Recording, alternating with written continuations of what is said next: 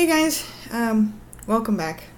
And I appreciate each and every one of you that come back week to week to watch the unfoldings of my life and my opinions sometimes on those things.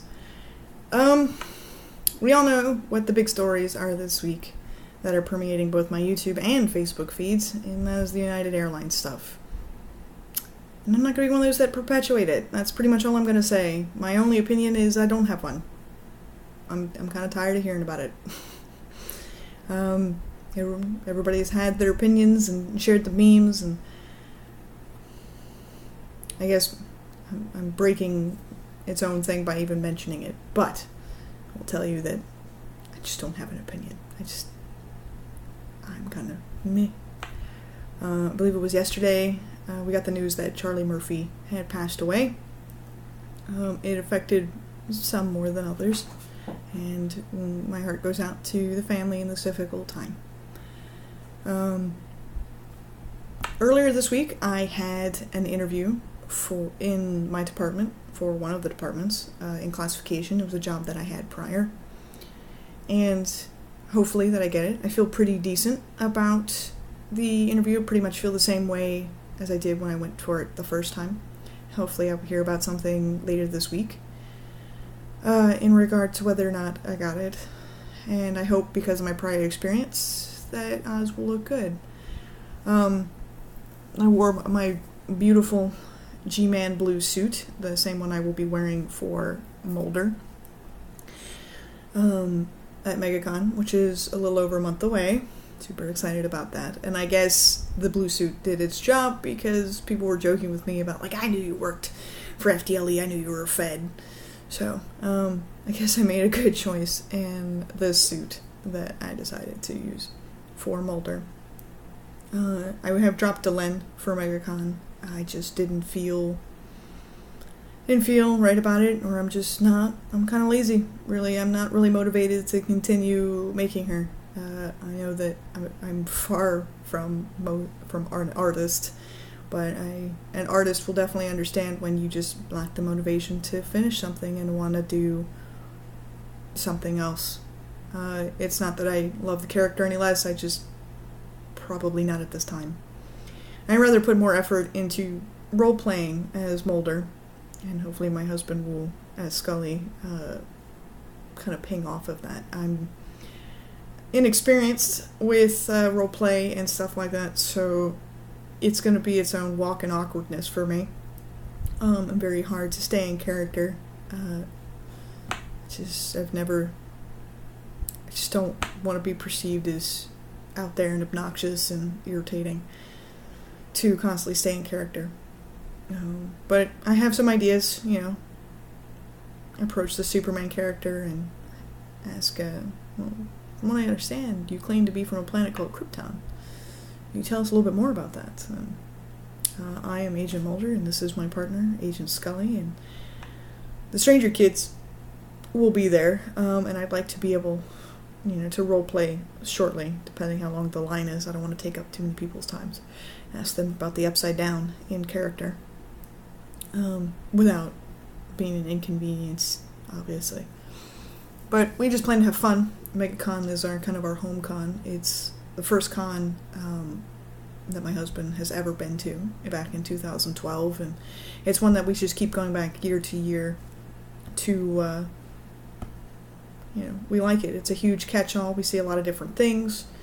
There's really not a theme, so I see just as many superheroes as I see anime and fantasy and original characters and Doctor Who and sci-fi and all that stuff.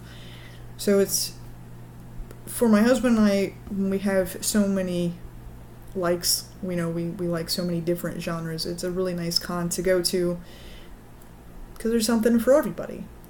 And the guest list is kind of interesting this year, I have to admit, with guests like Mike Tyson and Alice Cooper. And I understand Alice Cooper is a huge geek, but it's still weird, I guess. Kind of weird.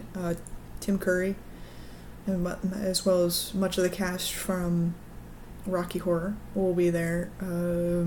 Both brothers from Boondock Saints A lot of people know Norman Reedus from Walking Dead. And their sidekick Rocco from the first movie will be there. If they get William Dafoe, I might have to spring for an autograph. But being that we're a little over a month away, either they already have them and they're waiting to announce, or it's just not going to happen. That's fine. I think our best year for autographs was 2012, with meeting Bruce Boxleitner and Brent Spiner and a number of those. We had a lot of good interactions with those. Haven't really had too many positive interactions since then.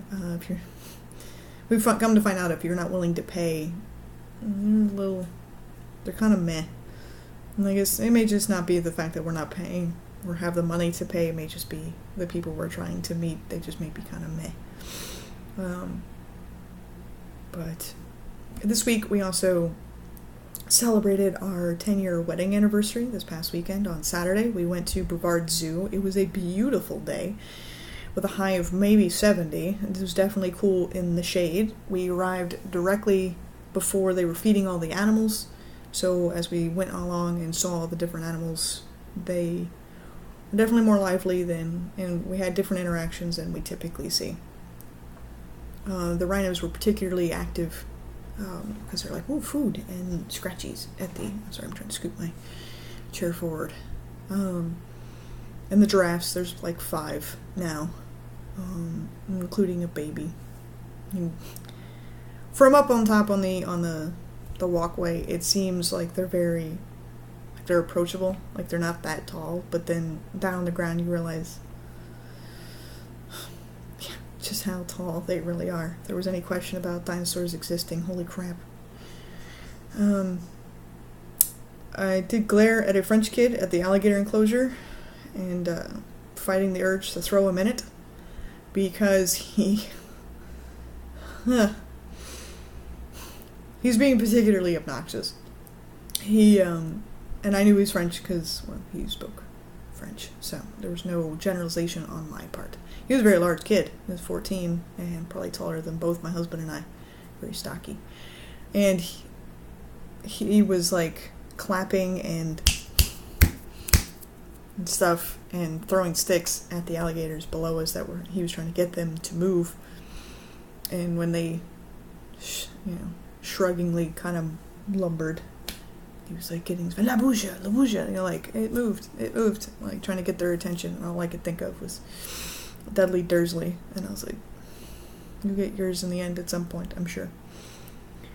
I know that alligators are not what everybody sees, but sorry. Especially being on a cool day, they're not going to move. They're going to lay in the sun. They're just not going to move. I got to see my babies, my favorite, which is the vultures and the condors. I know that they think they're ugly, but yeah, to their mother, they're always cute, right? They serve a very, very important, very interesting purpose in the idea that they break down and strip apart decaying stuff, so we don't have a bacterial cesspool. And they also break it down so other animals who don't have the same tools that they have at their disposal can break it down, which is very cool. They were actually, like, I don't know if it was necessarily sunning themselves or trying to make themselves appear bigger, but they were, like, kind of standing and they were kind of just standing in one place and they had their very large wings out and they were just kind of staring.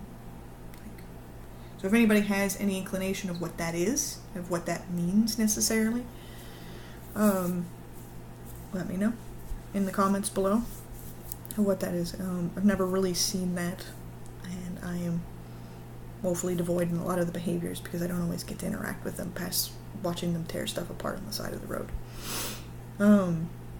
Could be a territorial thing, like, I appear bigger, don't mess with me, look how big I am, type of thing. We also saw, there was 2 jaguars. One was a typical cat and asleep in the back, and the other one appeared to be very angry and just constantly pacing back and forth in front of the glass. And I'm like, I appreciate being able to see you that close, but I don't want to be in that cage with you, most definitely. But we also went to Medieval Times. It was way better than I remember as a teenager. It was like 13, 14 when I went. the food was way better. You used to get like a small Cornish hen that was dry and its own chore to eat. I'm not a foodie by any stretch of the imagination, but when food is definitely a chore to eat, you remember that. We also upgraded to the VIP package with that, and which included this rally towel. We got the Red Knight, and he almost won, second to last. The acting was way better, by the way. The clash of some of the weapons did create different sparks, so it was kind of fun to see that. And we also got this picture, as you can't see it. Don't look delightful. Yeah, devilish, positively. Definitely had a good time. It's not something that obviously with this expense that you can do all the time, but for special occasions, stuff like that, it is definitely worth it to up the price and sit in the front. Like, other than a few things, I probably could reach out and touch our knight's horse in some cases. We were just that close. The food was excellent. We had like a bowl of tomato bisque and then like a piece of garlic bread. I used it to dip in it because it was a really tough, really crunchy piece of bread. So I used that to dip in the bisque. And then you got the half chicken, which was like the wing and all, and it was pull apart good. Half of a potato, which appeared that they baked it, maybe, I don't know, grilled it, I can't quite tell. It was dark, but it was delicious, and I'm not usually one for potato. And then a small half of corn on the cob, and then a slice of lemon pound cake as dessert. And I just think it was enough for me. It wasn't no particular flavor was truly overwhelming from any of the others. It wasn't like, hey, here's this really salty piece of whatever, peppery, overly garlicked whatever piece of meat, and it wasn't this high sugary sweet piece of cake. It was just enough. And you'll find a lot of times that when it comes to food for me, it's just enough. I'm content with X. And as I get older, I like more savory things than I do like sweet or salty or hot or anything like that. Stuff that just kind of flourishes, I guess. And I know it's weird to say that I'm not a foodie. If I could go the rest of my existence without eating or sleeping, because, hey, listen, it interrupts my day. I have things to do, people, alright? I don't enjoy food in the same way that a number of other people may do. I also had sinus infections a lot as a kid. A lot of my distaste or lack of taste for food is because I couldn't taste it. I literally... So I end up being kind of a texturist when it comes to certain things, hence why I'm not really big into potato other than this last time. Because it just was mush in my mouth. I couldn't taste as vibrantly the flavor as maybe some other people could. And I know people who don't have any smell, and that's its own struggle. They kind of face food the same way I do. They just kind of hork it down, and because they just see it as a necessity. I mean, you can't taste it, that's part of the enjoyment. And if you can't smell it, it's directly correlated. Either way, I greatly appreciate each and every one of you, I say again, for coming back and spending this time with me and catching up week to week. Hopefully I will hear very soon about my job interview. I'm picking you up now to show you our living room. Sorry if it gets a little grainy or a little dark. We finally got a couch this week, and there's Luna sunning herself in the middle of it. And it's starting to look, more together. And we hung up the television. And we just need a few more decorations and replace a few faceplates, and should be good to go. See you guys next week. Ciao.